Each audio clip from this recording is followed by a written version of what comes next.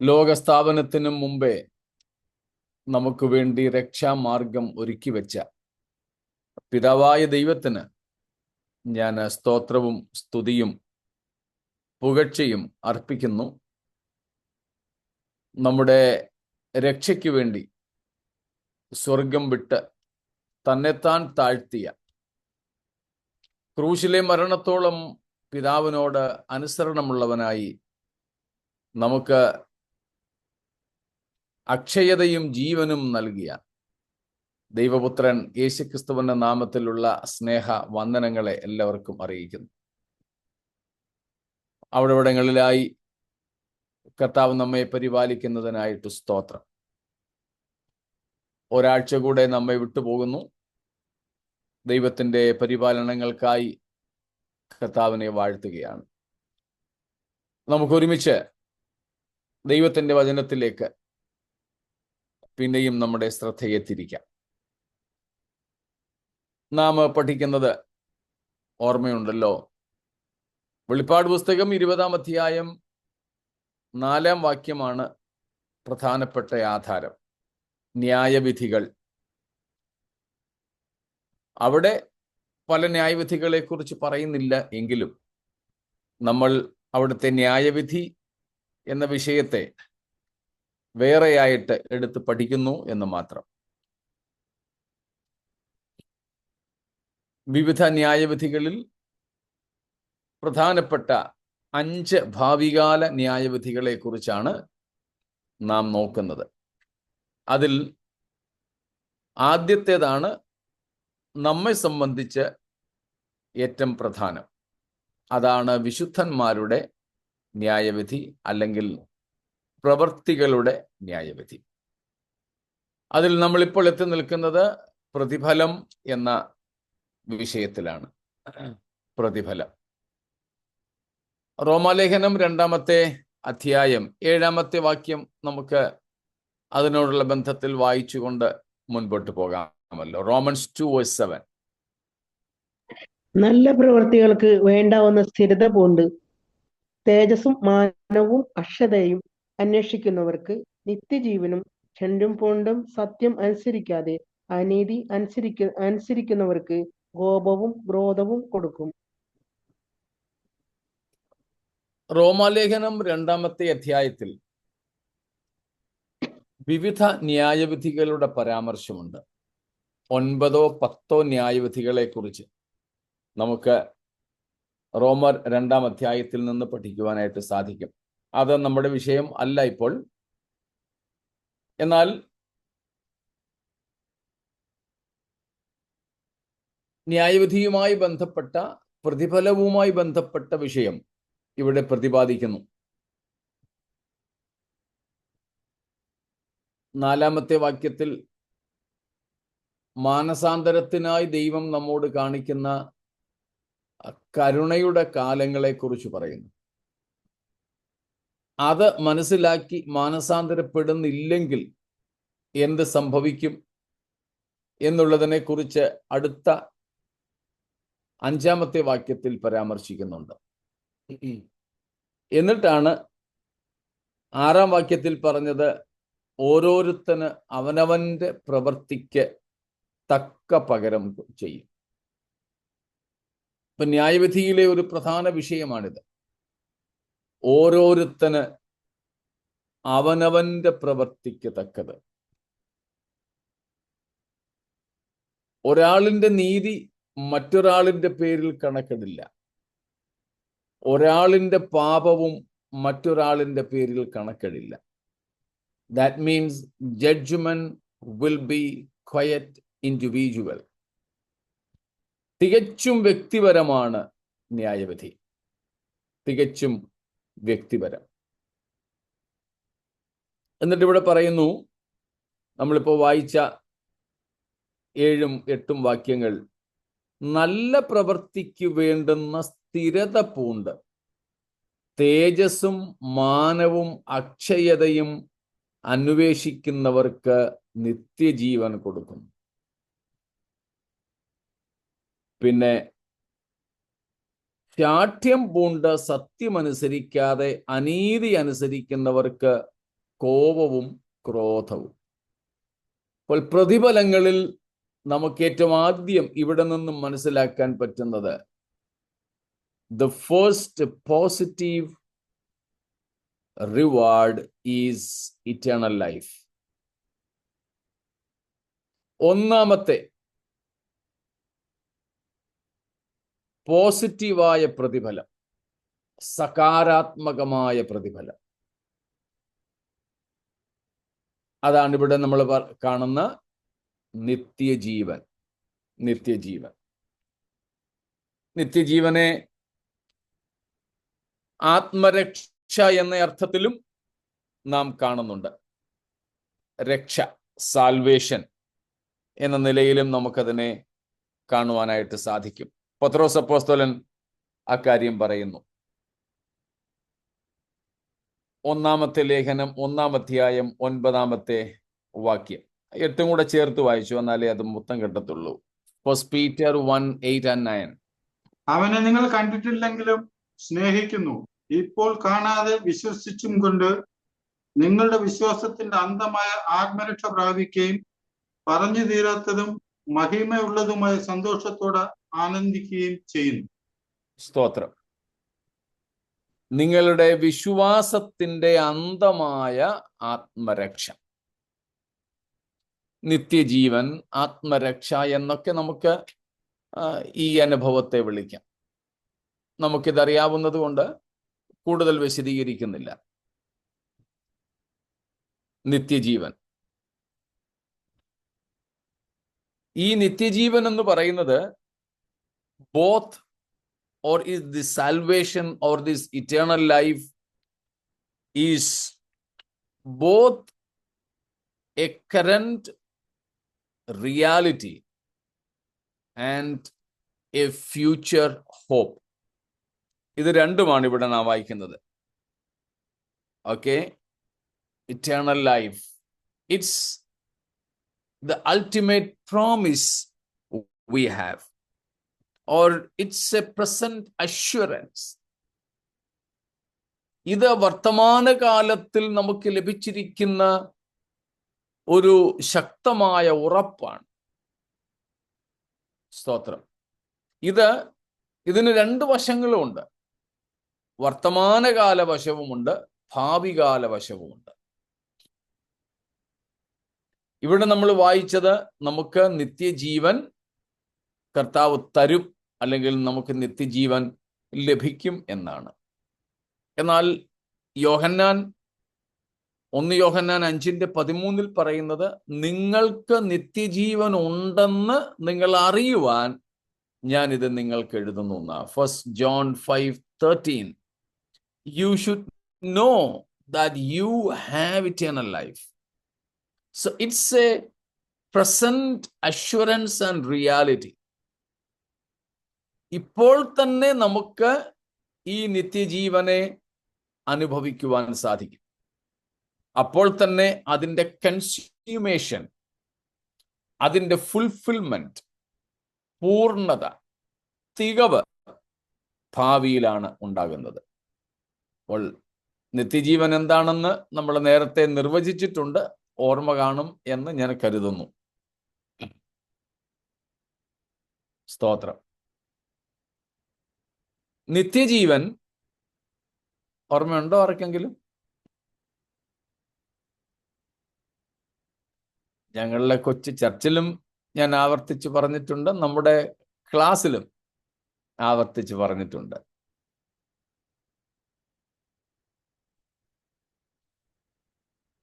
നിത്യജീവൻ, eternal life.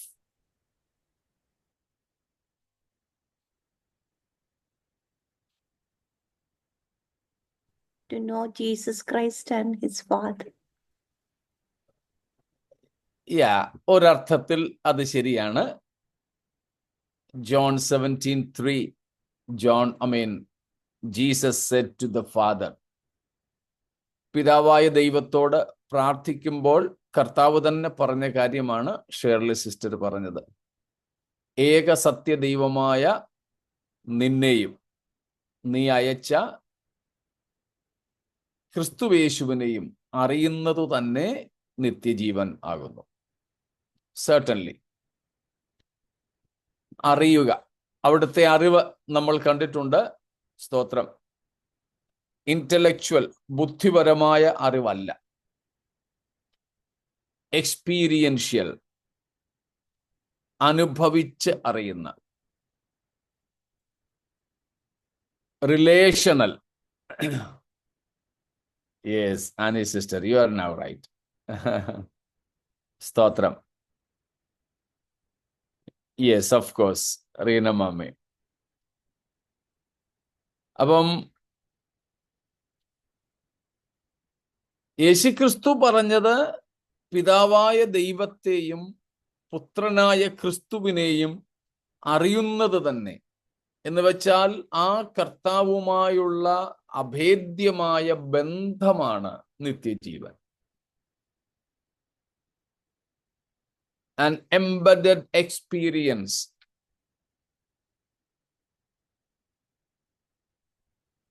Becoming one with God. A deeper communion. Active fellowship with God, the very source of life.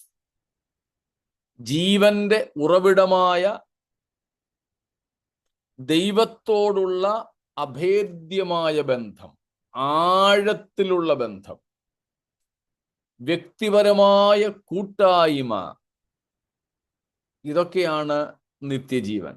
അതിനെ മറ്റൊരർത്ഥത്തിൽ അല്പവും കൂടെ മനസ്സിലാകുന്ന ഭാഷയിൽ പറഞ്ഞാൽ, ദൈവത്തിൻ്റെ അതേ ജീവനിലുള്ള പങ്കാളിത്വത്തിൻ്റെ പേരാണ് നിത്യജീവൻ. നമ്മളെ പഠിച്ചിട്ടുണ്ട്, നിത്യജീവൻ ആർക്കു മാത്രമേ ഉള്ളൂ? നിത്യനായ ദൈവത്തിന് മാത്രമേ ഉള്ളൂ. നിത്യം അല്ലെങ്കിൽ നിത്യത എന്നതിൻ്റെ നിർവചനവും നമുക്ക് ഓർമ്മ കാണും. 90-ാം സങ്കീർത്തനം 2-ാം വാക്യത്തിൽ, അനാദിയായും ശാശ്വതമായും ഉള്ളത്. From everlasting to everlasting. അനാദിയായും എന്ന് വെച്ചാൽ ആദി ഇല്ലാത്തത്, അതായത് ആദിക്കും മുൻപേ മുതലുള്ളത്. ശാശ്വതമായും, ഒരിക്കലും അവസാനിക്കാത്തത്, സകലത്തിൻ്റെയും അവസാനത്തിന് ശേഷവും തുടരുന്നത്. അപ്പോൾ ആദിക്ക് മുമ്പേ ഉണ്ടായിരുന്നതും അന്ത്യത്തിന് ശേഷം ഉണ്ടായിരിക്കുന്നതും, ഇതാണ് അനാദിയും ശാശ്വതവും ആയത്. ഇതിൻ്റെ പേരാണ് നിത്യം. ആ സ്വഭാവത്തിൽ നിത്യജീവൻ ദൈവത്തിൻ്റെ മാത്രം ജീവനാണ്. ദൈവത്തിൻ്റെ മാത്രം ജീവനാണ്. ദൈവത്തിന് മാത്രമുള്ളതാണ് നിത്യത. ദൈവം മാത്രമാണ് നിത്യൻ, വേറെ ആരുമില്ല. ബാക്കി എല്ലാം സൃഷ്ടിയാണ്. എല്ലാ സൃഷ്ടികൾക്കും എന്തുണ്ട്? ആരംഭം. ആരംഭം. Every creation has a beginning. And which has a beginning, it's not eternal. So God alone is eternal, as He Himself is what is not a creation. So eternal life is the very life of God and God alone. When we say we will receive eternal life, that means we will be privileged to have partnership with the very life of God. The very life of God. ദൈവം മാത്രമേ ഉള്ളൂ സൃഷ്ടിയല്ലാത്തത്. എല്ലാ സൃഷ്ടികൾക്കും ആരംഭമുണ്ട്. അതുകൊണ്ട് ഒരു സൃഷ്ടിയും നിത്യം അല്ല. പലതും അനന്തമാണ്, പക്ഷെ നിത്യമല്ല. നിത്യം അല്ലെങ്കിൽ നിത്യൻ ദൈവം മാത്രം. അതുകൊണ്ട് നിത്യജീവൻ ദൈവത്തിൻ്റെ മാത്രം ജീവനാണ്. ദൈവത്തിൻ്റെ അതേ ജീവന് പറയുന്ന പേരാണ് നിത്യജീവൻ. നിത്യജീവൻ. നമുക്ക് നിത്യജീവൻ ഉണ്ട്, അല്ലെങ്കിൽ നമുക്ക് നിത്യജീവൻ ലഭിക്കും എന്ന് പറഞ്ഞാൽ അർത്ഥം ദൈവത്തിൻ്റെ അതേ ജീവനിൽ നമുക്ക് ലഭിക്കുന്ന പങ്കാളിത്തമാണ്. സ്തോത്രം. ദൈവത്തിൻ്റെ അതേ ജീവനിലേക്ക് നമ്മെയും കൊണ്ട് എത്തിക്കുന്നു. അവിടെ ഭാരതീയ തത്വം അനുസരിച്ച് ഉള്ള ഒരു ലയനമല്ല. ഇന്ത്യൻ ഫിലോസഫി അനുസരിച്ചാണെങ്കിൽ ബ്രഹ്മാവിൽ അല്ലെങ്കിൽ രണ്ട് ആത്മാക്കളെ കുറിച്ചാണ് പറയുന്നത്, ജീവാത്മാവും പരമാത്മാവും. ഇന്ത്യൻ ഫിലോസഫിയാണ് ജീവാത്മാവും പരമാത്മാവും. ജീവാത്മാവെന്ന് പറഞ്ഞാൽ നമ്മൾ, സൃഷ്ടി. പരമാത്മാവ് ദൈവം. ജീവാത്മാവ് ഈ പരമാത്മാവിൽ ചെന്നെങ്കിൽ ലയിച്ചു ചേരുന്നു. എന്നിട്ട് ജീവാത്മാവ് ഇല്ലാതെയായിത്തീരുന്നു. ഇതാണ് ഇന്ത്യൻ ഭാരതീയ തത്വസംഹിത അനുസരിച്ചുള്ള മോക്ഷം അല്ലെങ്കിൽ മുക്തി. അതുകൊണ്ടാണ് നമ്മൾ നേരത്തെ പഠിച്ചിട്ടുള്ളത്, വേദപുസ്തകം മുക്തിയെയും മോക്ഷത്തെയും അല്ല പ്രസ്താവിക്കുന്നത്, രക്ഷയെയാണ്. വേദപുസ്തകത്തിലെ രക്ഷ നമ്മുടെ ഭാരതീയ മോക്ഷ മുക്തി ചിന്തകളിൽ നിന്നും വ്യത്യസ്തമാണ്. രണ്ടിടത്തും പരമാത്മാവിൽ എത്തിച്ചേരുന്നുണ്ട്.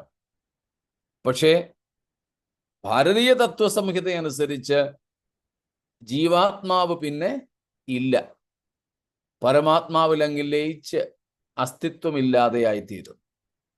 അതിനവർ പറയുന്ന ഉദാഹരണം, നദികൾ ഒഴുകി കടലിൽ ചെന്ന് ചേർന്നാൽ പിന്നെ പമ്പ ഏതാ പെരിയാർ ഏതാന്നറിയത്തില്ലല്ലോ. കടലിലേക്ക് ചെന്ന് ചേരുക, ബ്രഹ്മാവിൽ അലിഞ്ഞു ചേരുക.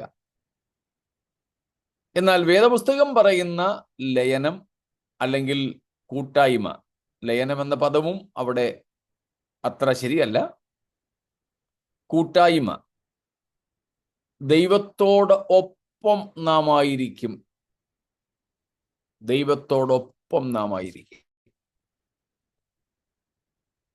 നമ്മുടെ അസ്തിത്വം ഒരിക്കലും ഇല്ലാതെയാകുന്നില്ല. ജീവാത്മാവ് ജീവാത്മാവായി തന്നെ തുടരും, പരമാത്മാവ് പരമാത്മാവായി തന്നെ തുടരും. എന്നാൽ ഈ ജീവാത്മാവിനും പരമാത്മാവിനും തമ്മിൽ ഭേദിപ്പാൻ കഴിയാത്ത, വേർപെടുത്തുവാൻ കഴിയാത്ത തരത്തിലുള്ള ആഴമേറിയ സ്നേഹബന്ധം ഉണ്ടായിരിക്കും. അപ്പോൾ അങ്ങനെ നമുക്ക് ദൈവത്തിൻ്റെ അതേ ജീവനിൽ പങ്ക് ലഭിക്കുന്നു. ഇതാണ് നിത്യജീവൻ. അല്ലെങ്കിൽ യേശുക്രിസ്തു പറഞ്ഞതുപോലെ ദൈവത്തോട് ഒപ്പമുള്ള വാസം. സ്തോത്രം. അപ്പോൾ this is the first reward of the saints, eternal life, നിത്യജീവൻ.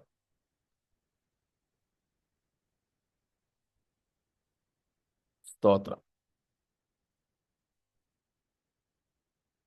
രണ്ടാമത്തേത്, ഇത്രയും മനസ്സിലായി കാണുമല്ലോ. രണ്ടാമത്തേത് നമുക്ക് കിരീടങ്ങൾ എന്ന നിലയിൽ ചിന്തിക്കാം. ക്രൗൺസ്. സാധാരണ നമ്മൾ ഏറ്റവും അധികം കേൾക്കുന്ന പ്രതിഫലമാണ് കിരീടങ്ങൾ. പാട്ടും പാടാറുണ്ട്. താതൻ പേർക്കായി സേവ ചെയ്തതാൽ താതൻ എന്നെ മാനിക്കുവാനായി തരും ഓരോരോ കിരീടങ്ങൾ എന്ന് പറഞ്ഞ് വിവിധ കിരീടങ്ങളെ കുറിച്ച് ദൈവത്തിന്റെ വചനത്തിൽ നമ്മൾ വായിക്കുന്നുണ്ട്. കിരീടം എന്ന് പറഞ്ഞാൽ നമുക്കറിയാം, വട്ടത്തിലുള്ള ഒരു സാധനം. അതിൻ്റെ ലിറ്ററൽ മീനിങ് ആണ് വട്ടത്തിലുള്ള ഒരു സാധനം. A band around the head, A band around the head, A circular thing. തലയിൽ ചുറ്റി വെക്കുന്ന ഒരു സാധനം എന്നർത്ഥമേ അതിന് അക്ഷരീയമായിട്ടുള്ളൂ. ധാരാളം കിരീടങ്ങൾ ഉണ്ടെങ്കിലും പ്രധാനമായിട്ടും 3 കിരീടങ്ങളെ കുറിച്ച് ബൈബിൾ പ്രസ്താവിക്കുന്നുണ്ട്. പ്രതിഫലമായിട്ട് കിട്ടുന്ന കിരീടങ്ങളല്ല, കിരീടങ്ങൾ പ്രധാനമായിട്ടും 3 എണ്ണമായിട്ടാണ് പറയുന്നത്. ഒന്ന് രാജകീയ കിരീടം, മറ്റൊന്ന് പൗരോഹിത്യ കിരീടം, മൂന്നാമത്തേതാണ് പ്രതിഫലങ്ങളായിട്ട് ലഭിക്കുന്ന ജയാളികൾക്കുള്ള കിരീടങ്ങൾ. ഇങ്ങനെ 3 കാറ്റഗറിയാ, 3 തരത്തിലുള്ള കിരീടങ്ങൾ. റോയൽ ക്രൗൺസ്, രാജകീയ കിരീടങ്ങൾ. അതിന് മൂലഭാഷയിൽ പറയുന്നത് ഡയാഡീം എന്നാണ്. ഡയാഡീം.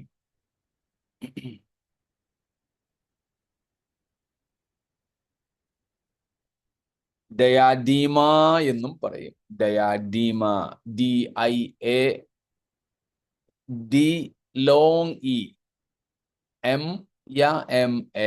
ഡയാഡീമ, ഡയാഡീം യാ ഡയാഡീമ. അതാണ് റോയൽ അഥവാ രാജകീയ കിരീടം. രാജാക്കന്മാരുമായുള്ള ബന്ധത്തിലാണ് അതേക്കുറിച്ച് പറയുന്നത്.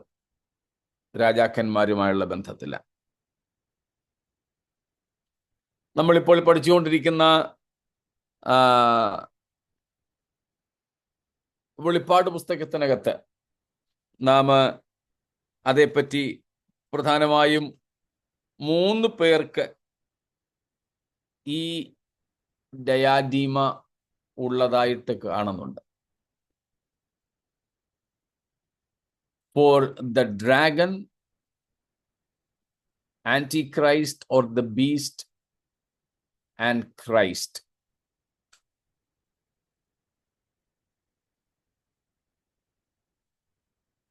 വെളിപ്പാട് പുസ്തകം 12ഉം 13ഉം അധ്യായങ്ങളിലായി നാം കാണുന്നത് ഡ്രാഗൺ, മഹാസർപ്പത്തിന്റെ കിരീടത്തെക്കുറിച്ചും മൃഗത്തിന്റെ കിരീടത്തെക്കുറിച്ചും. മൃഗം നമുക്കറിയാം, എതിർ ക്രിസ്തു. മഹാസർപ്പം സാത്താൻ. പിന്നെയുള്ളത് നാം ഇപ്പോൾ പഠിക്കുന്ന 19ാമത്തെ അധ്യായവും 20ാമത്തെ അധ്യായവും ഒക്കെ പഠിക്കുമ്പോൾ, പ്രത്യേകിച്ച് 19ാം അധ്യായത്തിന്റെ 11 മുതൽക്കുള്ള വാക്യങ്ങളിൽ നമ്മൾ കണ്ടു, യേശുക്രിസ്തുവിന്റെ തലയിൽ അനേകം രാജമുടികൾ, many crowns, crowns of Christ. അപ്പോൾ വെളിപ്പാട് പുസ്തകത്തിൽ നമ്മൾ നോക്കിയാൽ ഈ ഡയാഡീമ അഥവാ രാജകീയ കിരീടങ്ങൾ പ്രധാനമായും ഈ 3 പേരിലാണ്, അല്ലെങ്കിൽ 3 പേർക്കാണ് ഉള്ളത്. സാത്താൻ അഥവാ മഹാസർപ്പം, മൃഗം അഥവാ കള്ളക്രിസ്തു, എതിർ ക്രിസ്തു, 3 സാക്ഷാൽ നമ്മുടെ കർത്താവായ യേശു ക്രിസ്തു. നമുക്ക് പ്രതിഫലമായിട്ട് ലഭിക്കുന്നത് ഈ കിരീടം അല്ല. നമുക്ക് പ്രതിഫലമായിട്ട് കിട്ടുന്ന കിരീടങ്ങൾക്ക് വേണ്ടിയിട്ട് ഗ്രീക്കിൽ ഈ പദം ഉപയോഗിച്ചിട്ടില്ല. ഡയാഡീമ അല്ലെങ്കിൽ ഡയാഡീം എന്ന പദം ഉപയോഗിച്ചിട്ടില്ല. ഇത് രാജകീയ കിരീടങ്ങൾക്ക് വേണ്ടി മാത്രം ഉപയോഗിക്കപ്പെട്ടിട്ടുള്ളതാണ്.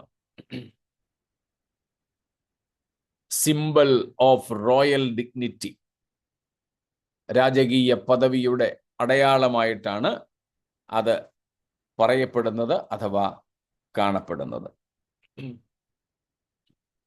പിന്നൊരെണ്ണമുള്ളത് പൗരോഹിത്യ കിരീടമാണ്. അത് അധികം പ്രചാരത്തിൽ ഇല്ലാത്ത ഒന്നാണ്, അധികം നമ്മൾ കാണുന്നില്ല.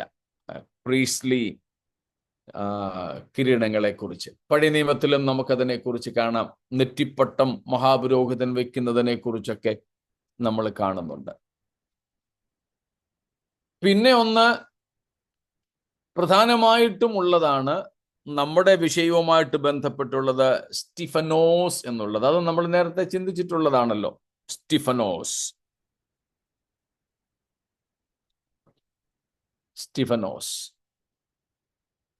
ഈ സ്റ്റിഫനോസിൽ നിന്നാണ് ആദ്യത്തെ രക്തസാക്ഷി, ക്രൈസ്തവ രക്തസാക്ഷിയായ സ്റ്റീഫന്റെ പേരും വന്നിരിക്കുന്നത്. സ്തേഫാനോസ്, ഏതാണ്ട് അത് തന്നെയാണ് സ്തേഫാനോസ് എന്ന് തന്നെ വേണമെങ്കിൽ നമുക്കതിനെ ഉച്ചരിക്കാം. ഇപ്പം മലയാളത്തിൽ ഉള്ള സ്തേഫാനോസ് ഏതാണ്ട് ഗ്രീക്ക് പേരിന്റെ തനി ട്രാൻസ്ലിറ്ററേഷൻ ആണ്. സ്റ്റിഫനോസ് ഈ സ്റ്റിഫനോസ് എന്ന് പറഞ്ഞാലും നാം മുമ്പേ പറഞ്ഞതുപോലെ തലയുടെ ചുറ്റും വെക്കുന്ന ഒരു സാധനം എന്ന നിലയിലാണ് അതിനെ കാണുന്നത്. ദാറ്റ് വിച്ച് സറൗണ്ട്സ്, ചുറ്റിയിരിക്കുന്നത് എന്ന് അതിനർത്ഥം. ഒരു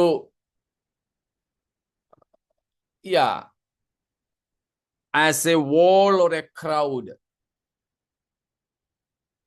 അപ്പം ചുറ്റിയിരിക്കുന്ന സാധനം. ഇത് പ്രധാനമായിട്ടും രണ്ട് അർത്ഥങ്ങളിലാണ് ഉപയോഗിക്കുന്നത്. വിക്ടേഴ്സ് ക്രൗൺ, ജയാളികൾക്കുള്ള കിരീടം. കലാകായിക വിനോദങ്ങൾ പണ്ടേ ഉള്ളത് നമുക്കറിയാം. അതിലെ വിജേതാക്കൾക്ക് നൽകുന്ന കിരീടം അന്നൊക്കെ ഇലകൾ കൊണ്ടും പൂവുകൾ കൊണ്ടും ഉള്ളതായിരുന്നു. അതുകൊണ്ട് പൗലോസ് അതിനെ പെരിഷബിൾ അല്ലെങ്കിൽ വാടുന്ന കിരീടം എന്ന് വിളിക്കുന്നത്. എനിക്ക് ഓർമ്മയുണ്ട്, ഞങ്ങളുടെയൊക്കെ കൊച്ചിലെ ഗ്രാമത്തിലല്ലേ താമസം. ജാക്ക് ഫ്രൂട്ടിന്റെ ചക്ക ഉണ്ടാകുന്ന പ്ലാവ്, നിങ്ങളൊക്കെ നാട്ടിൽ ജനിച്ചു വളർന്നവരൊക്കെ ചെയ്തിട്ടുണ്ടായിരിക്കും. പ്രത്യേകിച്ച് ഈ അവധിക്കാലത്ത് ഇലകളൊക്കെ പഴുത്ത് വീഴുകയൊക്കെ ചെയ്യുന്ന സമയം, ഇനി പഴുത്തതല്ലെങ്കിൽ പച്ച പറിച്ച് തന്നെ ഞങ്ങളിങ്ങനെ കിരീടം ഉണ്ടാക്കുമായിരുന്നു. ഈർക്കിലും കൊണ്ട്. ഈർക്കിലെന്ന് പറഞ്ഞാൽ ഓലയുടെ ആ കൊച്ചു കമ്പ് കൊണ്ട് ഇങ്ങനെ തുന്നി ഓരോരുത്തരുടെയും തലയ്ക്ക് പറ്റുന്ന അളവിൽ ഉണ്ടാക്കും. എന്നിട്ട് മുമ്പിൽ ഒരില ഇങ്ങനെ, ഒന്നോ രണ്ടോ ഇല ഇങ്ങനെ ഞങ്ങൾ ഇങ്ങനെ വെക്കും. അപ്പം അസൽ കിരീടമായിട്ടിരിക്കും. പക്ഷേ രാവിലെ ഉണ്ടാക്കിയാൽ വൈകുന്നതിന് മുമ്പ് അതങ്ങ് വാടിപ്പോകും. അതാണ് പൗലോസ് അപ്പോസ്തലൻ പറയുന്നത്. നമ്മൾ നേരത്തെ വായിച്ചായിരുന്നു 1 കൊരിന്ത്യർ ലേഖനം 9-ാമത്തെ അധ്യായം 24 മുതൽക്കുള്ള വാക്യങ്ങളിൽ നാം അത് കാണുന്നുണ്ട്. സ്തോത്രം. എടുത്തെങ്കിൽ ഒന്ന് വായിച്ചോളൂ. 25 വായിച്ചാലും മതി. അംഗം പുരന്നവൻ ഒക്കെയും സകലത്തിലും വർജനം ആചരിക്കുന്നു. അതോ അവർ വാടുന്ന കിരീടവും നാമോ വാടാത്തതും പ്രാപിക്കേണ്ടതിന് തന്നെ. അവർ വാടുന്ന കിരീടം പ്രാപിക്കേണ്ടതിന്. റെസ്ലേഴ്സിനെ കുറിച്ച്, മല്ല് കെട്ടുന്നവരെ കുറിച്ച്, ഗുസ്തിക്കാരെ കുറിച്ച് പറഞ്ഞേക്കുന്നത്. അതിന് തൊട്ട് മുമ്പലത്തെ വാക്യത്തിൽ ഓട്ടക്കാരെ കുറിച്ച് പറയുന്നുണ്ട്. അപ്പം കലാകായിക വിനോദങ്ങളിൽ ജയിക്കുന്നവർക്ക് ലഭിക്കുന്ന കിരീടത്തിന്റെ പേരാണ് സ്റ്റിഫനോസ് അല്ലെങ്കിൽ സ്തേഫാനോസ് എന്ന് വിളിക്കാം.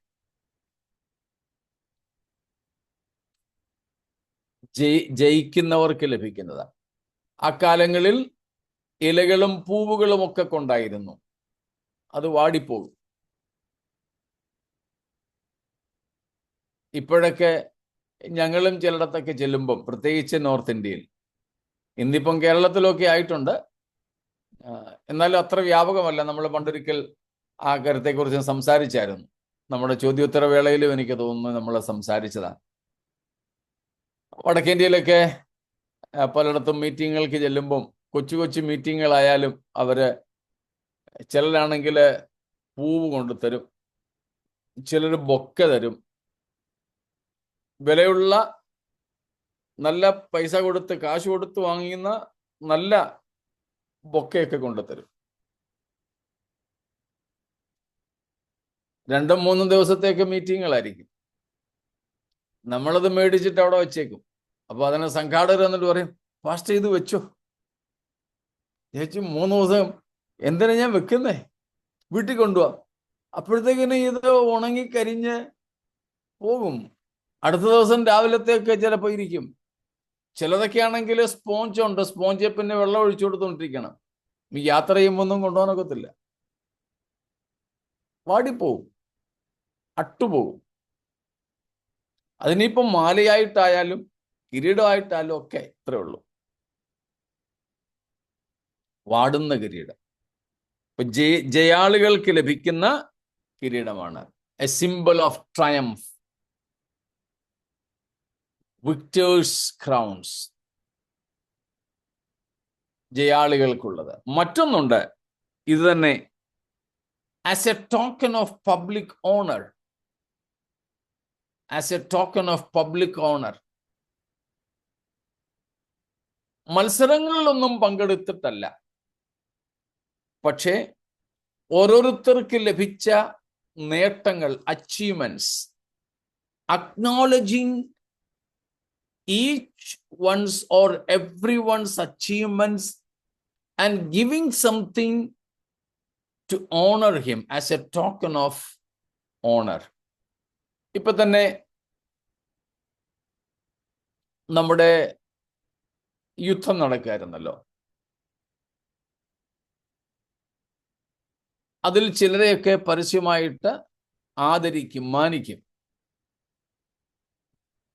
എന്തിനേറെ ചിലപ്പോൾ രക്തസാക്ഷികളായവരെ പോലും വീരചക്രയൊക്കെ കൊടുത്ത് ആദരിക്കും. എന്താ അതിന്റെ അർത്ഥം? Acknowledging what they have achieved. അവരുടെ നേട്ടത്തെ പരിഗണിച്ചുകൊണ്ട് മാനിക്കുന്നതാണ്. ഇതുപോലെ വിശുദ്ധന്മാർക്ക് ക്രിസ്തുവിന്റെ ന്യായാസനത്തിന് മുമ്പിൽ ലഭിക്കുന്ന കിരീടങ്ങൾ ഈ 2 ഗണത്തിൽപ്പെടുന്നതാണ്. രണ്ടിനും സ്റ്റിഫനോസ് അല്ലെങ്കിൽ സ്തേഫാനോസ് എന്ന് തന്നെ വിളിച്ചോളൂ, അതാണ് പറയുന്നത്. ഒന്ന്, നമ്മുടെ ജീവിതത്തിൽ പാപത്തെ, പിശാചിനെ, ജഡത്തെ, ലോകത്തെ ഒക്കെ ജയിച്ച ജയാളികൾക്ക് നൽകുന്ന കിരീടം. പൗലോസ് പറയുന്നത് പോലെ വാടാത്തതാണ്. 2, നാം കർത്താവിനു വേണ്ടി ചെയ്തതിനും ചിലവിട്ടതിനുമൊക്കെ കർത്താവ് നമ്മെ ആദരിക്കുന്നത്. സ്തോത്രം. നമ്മൾ പാടുന്നത് പോലെ, താതൻ എന്നെ മാനിക്കുവാനായി. സ്തോത്രം. ജോൺ 12:26, യോഹന്നാൻ 12:26.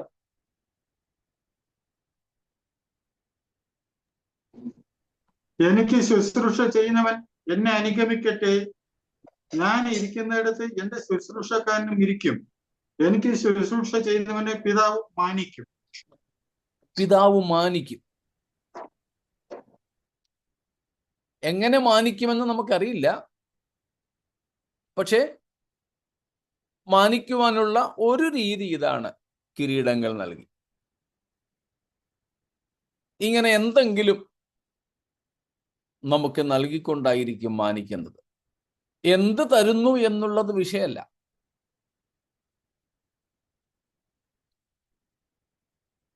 ചിലയിടത്തൊക്കെ ഞങ്ങൾ പോകുമ്പോൾ, ഈ കഴിഞ്ഞിടയ്ക്ക് ഞാനും റൂഫസും കൂടെ പോയ ഒരു സ്ഥലത്തെ യോഗത്തില് 2 ദിവസത്തെ യോഗമായിരുന്നു.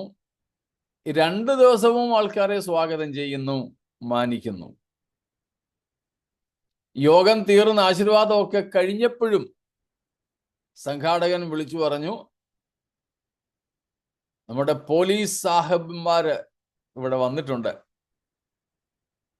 അവരും കൂടെ സ്റ്റേജിലേക്ക് വരണം. 2 ദിവസവും പോലീസുകാരെ വിളിച്ച് യോഗമെല്ലാം കഴിഞ്ഞതിന് ശേഷം, ആശീർവാദം പറഞ്ഞെല്ലാം കഴിഞ്ഞതിന് ശേഷം, അവിടെ കാവലിനെന്ന് പറയണക്കത്തില്ല, പോലീസ് പെർമിഷൻ എടുക്കുമല്ലോ. അപ്പൊ ആ സമയത്ത് ഇപ്പോഴത്തെ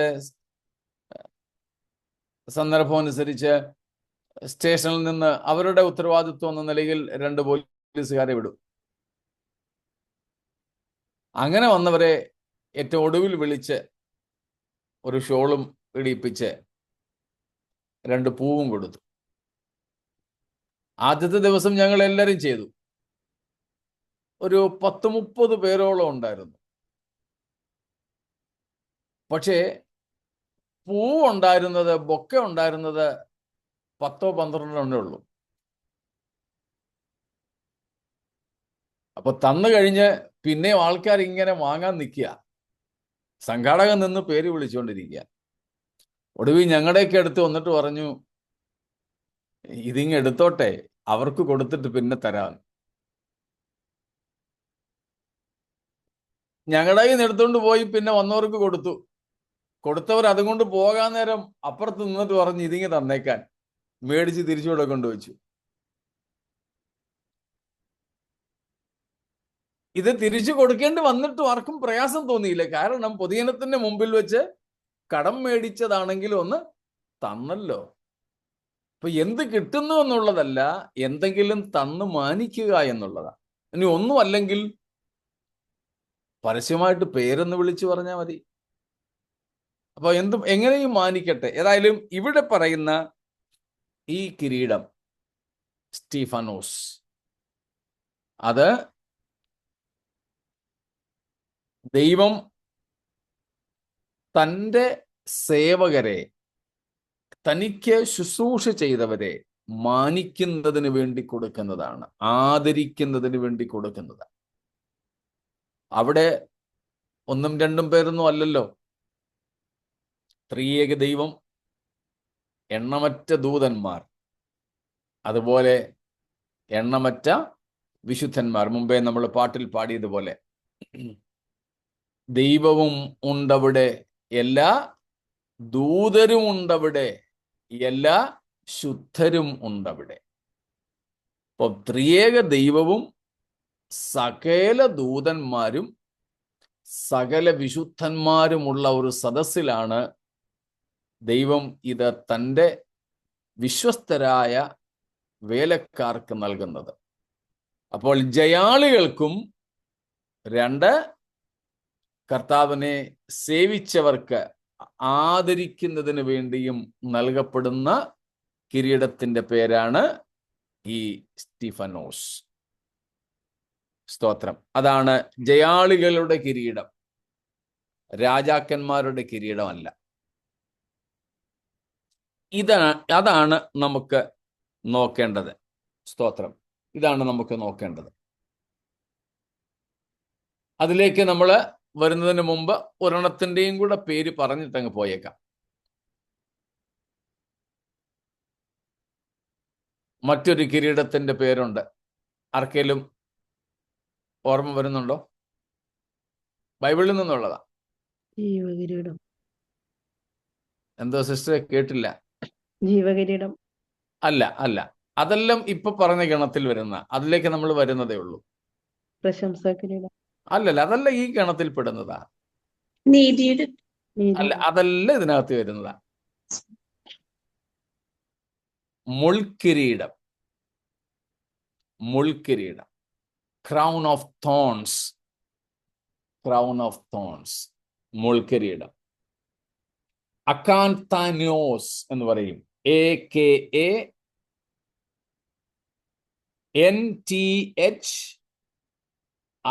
AKANTHINOS, അക്കാൻതിനോസ്. അക്കാന്തിനോസ്, മുൾക്കിരീടം.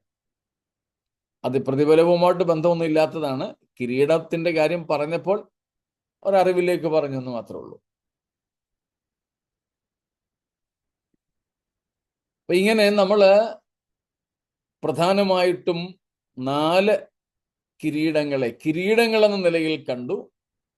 പ്രത്യേകിച്ച് അതിനെ 3 കാറ്റഗറിയിലാണ്, 3 വർഗമായിട്ടാണ് വേർതിരിച്ചത്.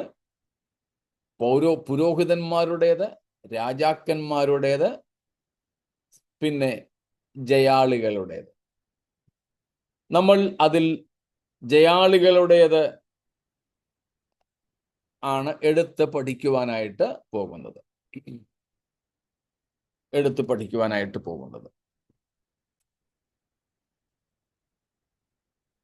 പ്രധാനമായിട്ടും നമ്മൾ കേട്ടിട്ടുണ്ടല്ലോ, 5 കിരീടങ്ങളാണ് പ്രതിഫലങ്ങളായിട്ട് ലഭിക്കുന്നതെന്ന് നാം പഠിച്ചിട്ടുണ്ട്. അല്ലെ, നമുക്കറിയാം. നമ്മുടെ ക്ലാസ്സിൽ അത് എടുത്ത് നമ്മൾ പറഞ്ഞിട്ടില്ല. There are 5 crowns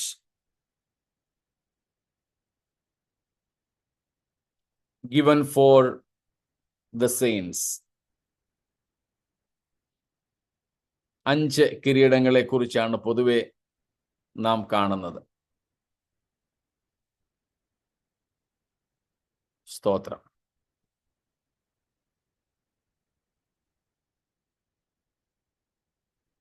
ഈ 5 കിരീടങ്ങളെ കൂടാതെ ഒരു പൊതുവായ കിരീടത്തെക്കുറിച്ചും കൂടെ കാണുന്നുണ്ട്. അതുകൊണ്ട് ചിലർ ഇതിനെ 6 കിരീടങ്ങൾ എന്ന നിലയിൽ പഠിപ്പിക്കാറുണ്ട്. 2 ആയാലും തെറ്റില്ല. പൊതുവായിട്ട് കിട്ടുന്ന ഒരു ഗോൾഡൻ ക്രൗൺ, 5 എണ്ണം പ്രതിഫലമായിട്ട് ലഭിക്കുന്നതിനെ കുറിച്ച് നമുക്ക് വേറെ പഠിക്കാനായിട്ടുണ്ട്. അതുകൂടാതെ ഒരെണ്ണം, ഒരു കിരീടമുണ്ട്. അതാണ് തങ്കക്കിരീടം അല്ലെങ്കിൽ പൊൻകിരീടം, ഗോൾഡൻ ക്രൗൺസ്. നമ്മളത് വെളിപ്പാട് പുസ്തകം 4-ാം അധ്യായത്തിൽ 24 എൽഡേഴ്സ്, 24 മൂപ്പന്മാരുടെ തലയിൽ ഇരിക്കുന്നതായിട്ട് കണ്ടു.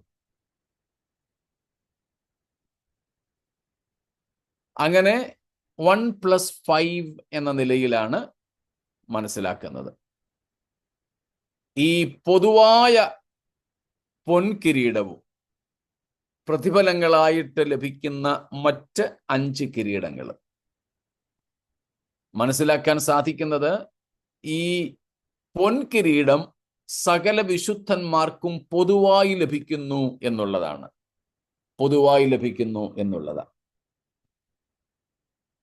വെളിപ്പാട് പുസ്തകം 4-ാം അധ്യായത്തിന്റെ 4-ാമത്തെ വാക്യത്തിലും 5-ാം അധ്യായത്തിന്റെ 8 തൊട്ട് 10 വരെയുള്ള വാക്യങ്ങളിലും നാം അത് പഠിച്ചിട്ടുണ്ട്. Revelation 4:4 and 5 verses 8 to 10 അവിടങ്ങളിലെല്ലാം നാം അത് കാണുന്നുണ്ട്. സ്തോത്രം. വീണ്ടെടുക്കപ്പെട്ട വിശുദ്ധന്മാർക്ക് പൊതുവെ ലഭിക്കുന്ന കിരീടം, given for the redeemed saints in general. സ്തോത്രം. പക്ഷേ ഈ ലഭിക്കുന്ന കിരീടങ്ങളൊക്കെ നമ്മൾ തലയിൽ വെച്ചുകൊണ്ട് അങ്ങനെ ഇരിക്കും എന്ന് കരുതാൻ പറ്റില്ല. 4-ാം അധ്യായത്തിലാണ് നമുക്കതിൻ്റെ സൂചനയുള്ളത്. വെളിപ്പാട് 4-ാമത്തെ അധ്യായത്തിൽ 10-11 വാക്യങ്ങൾ നമുക്കറിയാം. അവിടെ നമ്മൾ വായിക്കുന്നത് 24 മൂപ്പന്മാർ 24 സിംഹാസനങ്ങളിൽ ഇങ്ങനെ ഗോൾ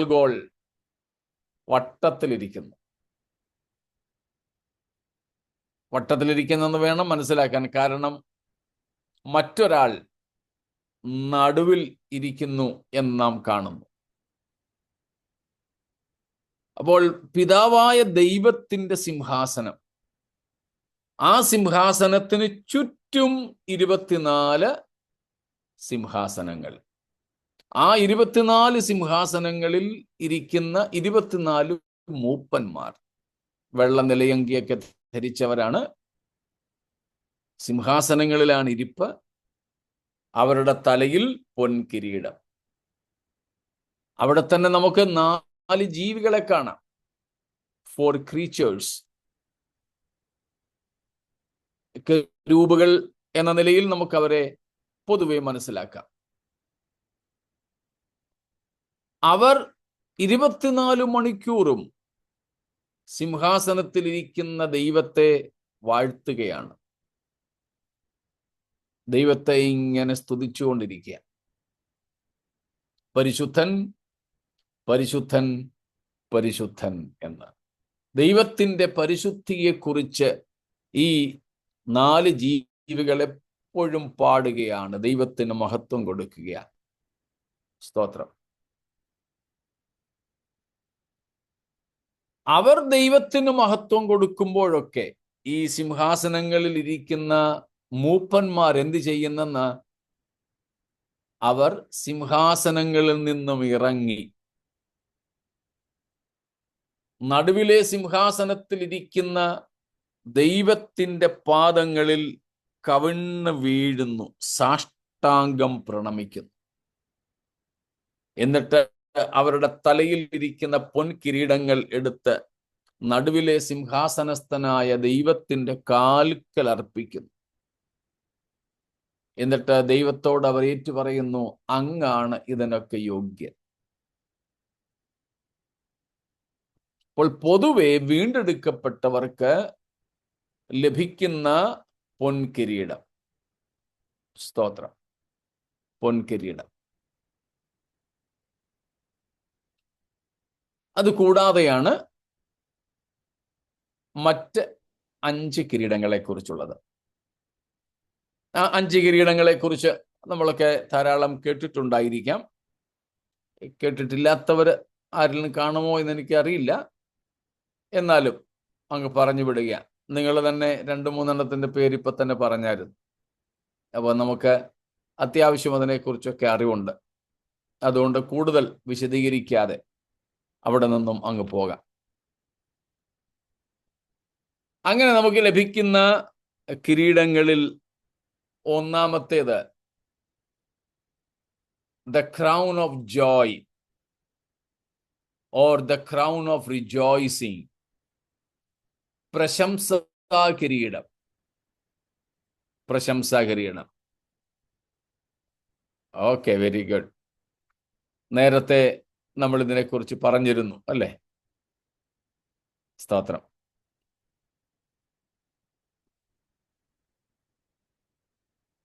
പ്രശംസാ കിരീടം. പ്രശംസാ കിരീടത്തെ കുറിച്ച് പല പ്രാവശ്യം നമ്മൾ പറഞ്ഞിട്ടുണ്ട്.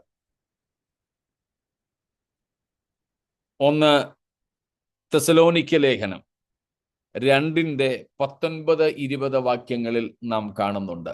1 Thessalonians chapter 2 verses 19 and 20. നമ്മുടെ കർത്താവായ യേശുവിന്റെ മുമ്പാകെ അവന്റെ പ്രത്യക്ഷതയിൽ ഞങ്ങളുടെ ആശയോ സന്തോഷമോ പ്രശംസ കിരീടമോ ആർ ആകുന്നു? നിങ്ങളും അല്ലയോ? ഞങ്ങളുടെ മഹത്വവും സന്തോഷവും നിങ്ങൾ തന്നെ. ഈ പ്രശംസാ കിരീടം ആർക്കാ ലഭിക്കുന്നത്? സോൾ വിന്നേഴ്സ്, ആത്മാക്കളെ നേടുന്നവർക്ക് ലഭിക്കുന്ന പ്രതിഫലമാണ് പ്രശംസാ കിരീടം. അതുതന്നെ നാം ഫിലിപ്പിയൻസ് ചാപ്റ്റർ 4 വേഴ്സ് 1, ഫിലിപ്പിയർ 4:1 കാണുന്നുണ്ട്. ആത്മാക്കളെ നേടുന്നവർക്ക് ലഭിക്കുന്ന കിരീടമാണിത്. അതുകൊണ്ട് എല്ലാവർക്കും ഇത് ലഭിക്കണമെന്നില്ല. ഇത് ലഭിക്കണമെങ്കിൽ നമ്മൾ നേരത്തെ ചിന്തിച്ചതുപോലെ we have to earn it. To earn, we have to labor. Because salvation is solely free gift, but rewards in wages. To have wages, one has to labor. രക്ഷ സൗജന്യദാനമാണ്. പക്ഷേ പ്രതിഫലം കൂലിയ. കൂലി കിട്ടണമെങ്കിൽ പണി ചെയ്യണം, അധ്വാനിക്കണം. അതിൽ ഒരധ്വാനമാണിത്. സുവിശേഷം അറിയിക്കുക, ആത്മാക്കളുടെ രക്ഷയ്ക്കു വേണ്ടി പ്രാർത്ഥിക്കുക, പ്രവർത്തിക്കുക, ചിലവിടുക, യാത്ര ചെയ്യുക, ഒക്കെ. സ്തോത്രം. ആത്മാക്കളെ നേടുക. രണ്ടാമത്തേതാണ്, അപ്പൊ ഇത് പാസ്റ്റേഴ്സിന് മാത്രമേ കിട്ടത്തുള്ളൂ? അല്ല. ചില പാസ്റ്റർമാർക്ക് ഇതെല്ലാം ഒരെണ്ണം പോലും കിട്ടിയില്ലെന്നിരിക്കും. കാരണം ധാരാളം പാസ്റ്റർമാരും ചാപ്ലൈൻസ് ആയിട്ട് മാത്രം ഇരിക്കുക. റെഡിമെയ്ഡ് വിശ്വാസികളെ ഇങ്ങനെ തീറ്റിപ്പോറ്റിക്കൊണ്ടുപോകുന്ന വ്യക്തികൾ. ഇത് നാം എല്ലാവരുടെയും ഉത്തരവാദിത്വമാണ്. രക്ഷിക്കപ്പെട്ട എല്ലാവരുടെയും, വീണ്ടെടുക്കപ്പെട്ട സകലരുടെയും, പ്രായഭേദം കൂടാതെ, സ്ഥാനഭേദം കൂടാതെ, പദവികളുടെ വ്യത്യാസം കൂടാതെ നാം സുവിശേഷം അറിയിക്കണം. അതുപോലെ ആത്മാക്കൾക്ക് വേണ്ടിയുള്ള വലിയ ഭാരം നമുക്ക് വേണം. A burden for the perishing souls. നഷ്ടപ്പെടുന്ന ആത്മാക്കൾക്ക് വേണ്ടിയുള്ള ഭാരം.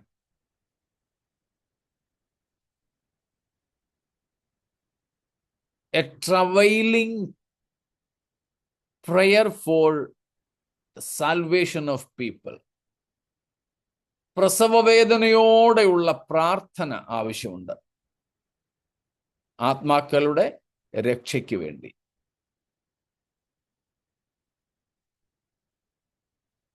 അപ്പോൾ ആത്മാക്കളെ നേടുക, സുവിശേഷം അറിയിക്കുക,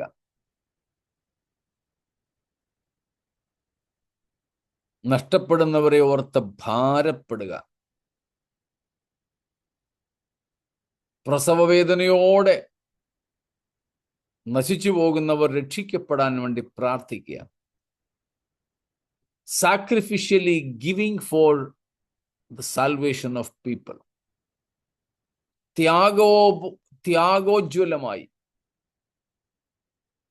നമുക്കുള്ള നന്മകൾ, റിസോഴ്സസ്, നമുക്കുള്ള വിഭവങ്ങൾ ആത്മാക്കളുടെ രക്ഷയ്ക്ക് വേണ്ടിയിട്ട് ചിലവഴിക്കുക. സർപ്ലസ് ഉള്ളതിൽ നിന്നല്ല, അത് കൊടുത്തോണം. പക്ഷേ കൊടുത്ത് സാക്രിഫിഷ്യൽ, പെയിൻഫുൾ, ഹട്ടിങ് ഗിവിങ്ങിലേക്ക് നമ്മൾ വരണം. വേദനപ്പെടുന്ന കൊടുക്കലിലേക്ക് നമ്മൾ വരണം. നമ്മുടെ കയ്യിൽ ഇരിക്കുന്ന അധികത്തിൽ നിന്ന് കൊടുക്കാൻ അതുപോലും പലർക്കും വേദനയാണ്. എന്നാൽ ഇനി കൊടുത്താൽ നമുക്കില്ല എന്ന ഒരു സ്ഥിതിയിലേക്ക് വരും. അപ്പോഴും നമ്മൾ എന്ത് ചെയ്യണം? കർത്താവിന് വേണ്ടി കൊടുത്തുകൊണ്ടിരിക്കണം. ഈ കൊടുക്കുന്നതിൻ്റെ കാര്യം വെറുതെ പാസ്റ്റേഴ്സിന് കൊടുക്കുന്ന കാര്യമല്ല ഞാൻ പറയുന്നത്. അത് കൊടുത്തോണം. നമ്മുടെ ഇടയിൽ ശുശ്രൂഷിക്കുന്നവർക്ക്, നമ്മുടെ സഭയിൽ ശുശ്രൂഷിക്കുന്നവർക്ക് മാന്യമായി ജീവിക്കുവാനുള്ളത് ലഭിക്കുന്നു എന്ന് നമ്മൾ ഉറപ്പുവരുത്തണം. അത് അതാത് പ്രാദേശിക സഭകളുടെ കടമയാണ്. എന്നാൽ അതല്ല ഞാനിവിടെ ഉദ്ദേശിക്കുന്നത്. പാസ്റ്റേഴ്സിന് അവരുടെ ജീവിത ചെലവിന് കൊടുക്കുന്ന കാര്യമല്ല. സുവിശേഷ വേലയ്ക്ക് വേണ്ടി, സുവിശേഷീകരണത്തിനായി, ആത്മാക്കളെ നേടുന്നതിനായി നേരിട്ട് നാം നൽകുന്ന, ചിലവിടുന്ന കാര്യങ്ങളാണ്.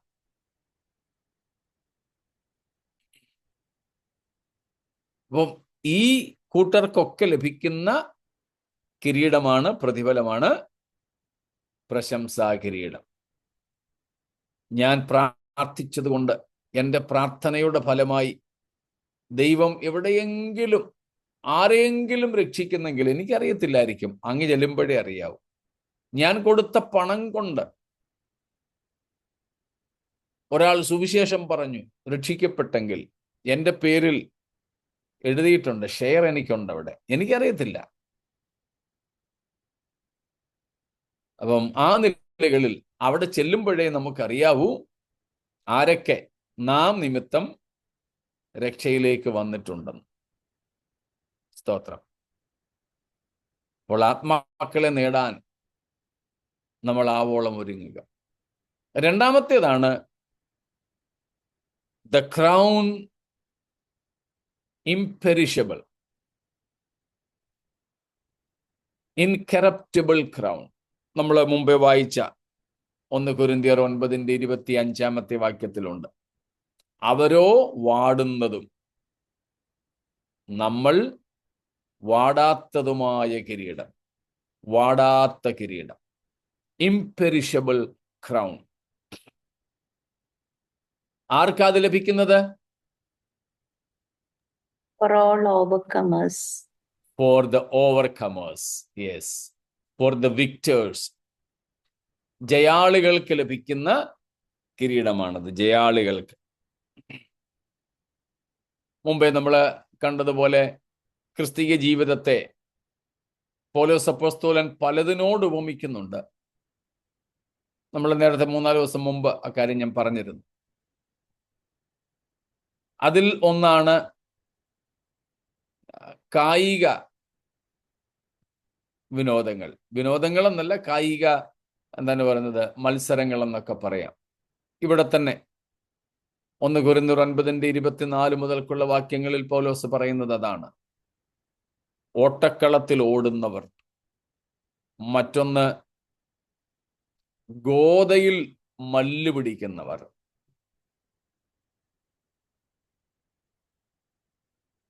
as a race, Christian life and ministry is compared to a running race as well as a wrestling. Both are competitions. To have even a perishable crown, one has to be an overcomer.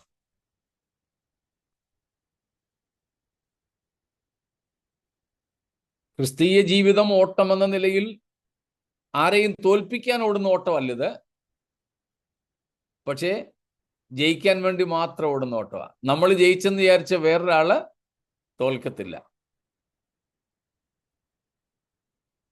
സ്തോത്രം. അതുകൊണ്ടാണ് പൗലോസ് പറഞ്ഞത്, നിങ്ങളും പ്രാപിപ്പാൻ തക്കവണ്ണം ഓടുവീൻ. ഈ ക്രിസ്തീയ ജീവിതം എന്ന ഓട്ടത്തിലെ പ്രത്യേകതയാണ് ഓടുന്ന എല്ലാവർക്കും ജയാളികളായി തീരാം. ആരെയും തോൽപ്പിക്കണ്ട, ആരെയും തോൽപ്പിക്കണ്ട. പക്ഷെ പ്രശ്നം നമ്മൾ പലപ്പോഴും പലരെയും തോൽപ്പിക്കാൻ ശ്രമിക്കുന്നു എന്നുള്ളതാണ്. ഈ കഴിഞ്ഞിടയ്ക്കൊക്കെ വളരെ വിഖ്യാതമായ ഒരു മാനേജ്മെന്റ് ട്രെയിനിങ്ങിന്റെ ഭാഗമായിട്ട് ബലൂൺ പൊട്ടിക്കുന്ന കാര്യം നിങ്ങൾ കണ്ടിട്ടും കേട്ടിട്ടുണ്ടായിരിക്കും. ഒരു മാനേജ്മെന്റ് ട്രെയിനിങ്ങിന്റെ ഭാഗമായിട്ടായിരുന്നു, ഒരു മോട്ടിവേഷണൽ പ്രീച്ചറോ മറ്റോ ആണ്. അവിടെ ട്രെയിനിങ്ങിന് വന്നവരെ നിരത്തി നിർത്തി എല്ലാവർക്കും ഓരോ ബലൂൺ കൊടുത്തു. എന്നിട്ട് പറഞ്ഞു, ഏറ്റവും ഒടുവിൽ വരെ ഈ ബലൂൺ പൊട്ടാതെ സൂക്ഷിക്കുന്നവർക്ക് സമ്മാനമുണ്ട്. എല്ലാവരുടെയും കയ്യിൽ ഓരോ മുട്ടുസൂചിയും കൊടുത്തു. ഇവര് മുട്ടുസൂചിയും ബലൂണും കിട്ടിയതുമല്ല, അടുത്തുള്ളവന്റെയൊക്കെ ബലൂൺ പൊട്ടിക്കാൻ തുടങ്ങി. അങ്ങോട്ടും ഇങ്ങോട്ടും കുത്തി പൊട്ടിച്ചു. അപ്പോഴാണ് ആ പ്രീച്ചർ പറഞ്ഞത്, അല്ലെങ്കിൽ അവരുടെ ഗൈഡ് പറഞ്ഞത്, ഇതാണ് നമ്മൾ സാധാരണ ചെയ്യുന്നത്. നിങ്ങളോട് പറഞ്ഞത് നിങ്ങളുടേത് പൊട്ടാതെ സൂക്ഷിക്കുക എന്ന് മാത്രമേ ഉള്ളൂ. നിങ്ങളുടേത് പൊട്ടാതെ സൂക്ഷിക്കണമെങ്കിൽ നിങ്ങൾ കരുതി അയൽത്തുകാരൻ്റേത് പൊട്ടിയെങ്കിലേ എൻ്റെ നിൽക്കത്തുള്ളൂ. അതുകൊണ്ട് അവന്റെ പൊട്ടിക്കാൻ ഒരുങ്ങി. അവന്റെ പൊട്ടിക്കാൻ പോയ വഴിക്ക് നിങ്ങൾക്ക് നിങ്ങളെ ശ്രദ്ധിക്കാൻ പറ്റിയില്ല, വേറെ ആൾ വന്ന് നിങ്ങളെ പൊട്ടിച്ചു. അതിനാവശ്യമില്ല. ഇത് നമ്മുടെ ഒരു മാനുഷിക ചിന്തയാണ്, മറ്റുള്ളവരെ തോൽപ്പിക്കുക. ഇല്ല, ക്രിസ്തീയ ജീവിതത്തിൽ അങ്ങനെയില്ല. നമുക്ക് ആരെയും തോൽപ്പിക്കണ്ട, നമുക്കങ്ങ് ജയിച്ചാൽ മതി. അപ്പൊ നമുക്ക് ജയിക്കണമെങ്കിൽ എന്താ വേണ്ടത്? നമ്മൾ കഴിഞ്ഞ ദിവസം 2 തിമോഥെയോസ് 2:5 നിന്ന് കണ്ടു, ചട്ടപ്രകാരം പൊരുതുക.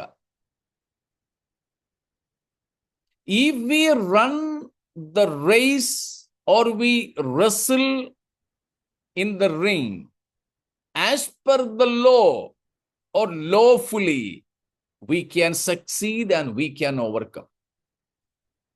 No need of defeating anyone. Simply pursue the law, live lawfully, minister lawfully. ആരെയും തോൽപ്പിക്കണ്ട, ആരെയും കീഴ്പ്പെടുത്തണ്ട. ജയിക്കാൻ എന്തുമാത്രം ചെയ്താൽ മതി? ചട്ടപ്രകാരം അങ്ങ് ഓടിയാൽ മതി. നിയമം അനുസരിച്ച് ഓടിയാൽ എല്ലാവർക്കും ജയിക്കാം. നിയമം, ചട്ടം അനുസരിച്ച് പൊരുതിയാൽ എല്ലാവർക്കും ജയിക്കാം. അങ്ങനെ ജയിക്കുന്നവർക്ക് മാത്രം കിട്ടുന്ന ഒന്നാണ് ഈ വാടാത്ത കിരീടം. അപ്പൊ ചട്ടപ്രകാരം പൊരുതുക, ചട്ടപ്രകാരം ഓടുക, ലക്ഷ്യസ്ഥാനത്ത് എത്തുക.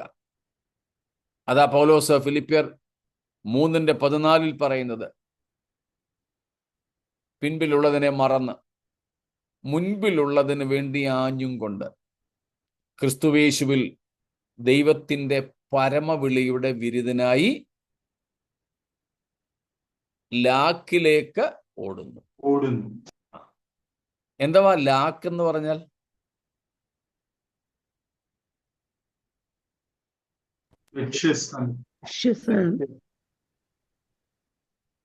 സ്തോത്രം.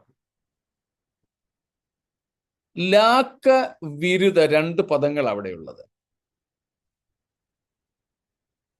To the mark, that is the lakh. മലയാളത്തിലെ ലാക്കിലേക്ക് ഓടുന്നു എന്ന് പറഞ്ഞാൽ സ്തോത്രം, ലക്ഷ്യത്തിലേക്ക്. അതെ, ലാക്ക് എന്ന് പറഞ്ഞാൽ ലക്ഷ്യം, the goal, the mark where one has to reach. വിരുദ്ധ എന്ന് പറഞ്ഞാൽ പ്രൈസ്, ആ ലക്ഷ്യത്തിൽ എത്തിയാൽ എനിക്ക് ലഭിക്കുന്ന സമ്മാനം. സ്തോത്രം.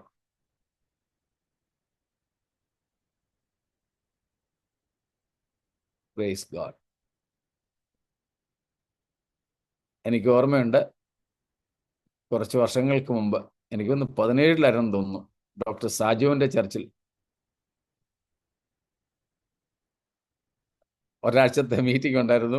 ഞാൻ അവിടെ പ്രസംഗിച്ച ലാസ്റ്റ് സെഷനിലെ സഭായോഗത്തിലെ മെസ്സേജ് ആയിരുന്നത്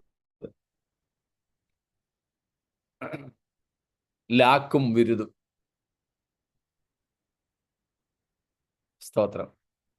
ഗോൾ ആൻഡ് പ്രൈസ്. ആർക്കാ ജയിക്കാൻ പറ്റുന്നത്? The one who runs lawfully and reaches the goal, reaches the particular mark or the final point. Finishing line. Pardon? Finishing line. Yes, finishing line or finishing point. ഓടി എത്തേണ്ട ഒരു line ഉണ്ടല്ലോ. സ്കൂളിലൊക്കെ പഠിക്കുമ്പം, ഞാൻ സ്പോർട്സിലൊന്നും ഇല്ലായിരുന്നു, ഞാൻ സ്പോർട്സ്മാൻ ഒന്നും അല്ല, പക്ഷേ കാണാൻ പോയി സ്കൂളിലെ ആണല്ലോ. അപ്പൊ ഇങ്ങനെ ഓടി വരുമ്പോൾ ഫിനിഷിംഗ് ലൈൻ ആകുമ്പോൾ 2 വോളണ്ടിയേഴ്സ്, ചിലപ്പോൾ സാറുമാരായിരിക്കും, ചിലപ്പം പിള്ളേരായിരിക്കും, ഒരു റിബൺ പിടിച്ചുകൊണ്ട് ഇങ്ങനെ നിൽക്കും. അവിടം വരെ എത്തണം. അതാണ് ലാക്ക്. അവിടെ എത്തിയാൽ വിരുദ സമ്മാനം കിട്ടും. ആ സമ്മാനത്തിൽ ഒന്നാണ് ഇംപെരിഷബിൾ ക്രൗൺ. സ്തോത്രം. നമുക്കും അതുകൊണ്ട് അത് പ്രാപിപ്പാൻ തക്കവണ്ണം ഓടാം. ഇത്രയും കാര്യങ്ങൾ വ്യക്തമാണോ? എന്തെങ്കിലും ചോദ്യങ്ങളുണ്ടോ?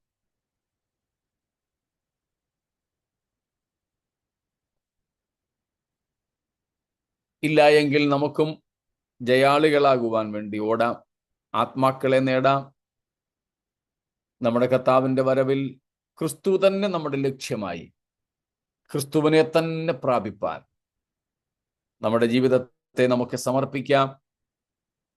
ഈ വചനങ്ങളാൽ ദൈവം നമ്മെ അനുഗ്രഹിക്കുമാറാകട്ടെ.